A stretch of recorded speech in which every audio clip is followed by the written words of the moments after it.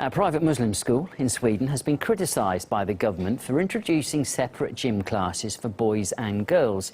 The school says it changed its policy to allow girls to be able to fully participate in classes because before the measure was introduced, they weren't able to take off veils or wear T-shirts if boys were present. But Sweden's education minister has slammed the move, calling it unacceptable.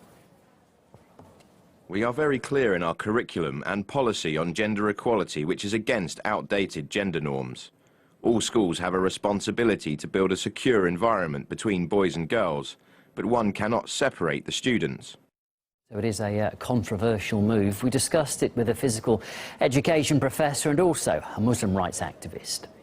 Most people would argue that this is a step backwards, because we had this system until early 1980s. Boys and girls were separated in physical education.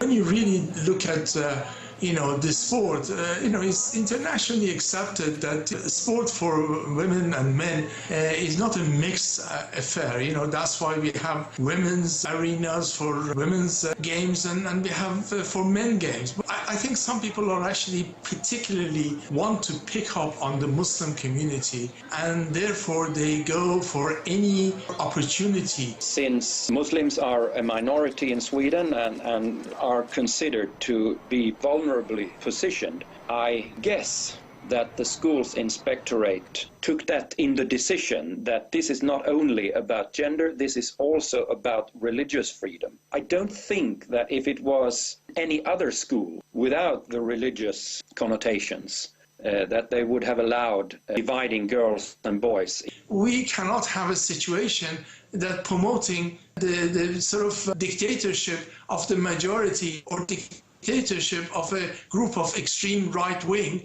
who actually really what they want to do is to cleanse Europe. If we accept that the genders are to be segregated, we will probably support very traditional gender patterns instead of counteracting them. This service needs to serve the people who are using it.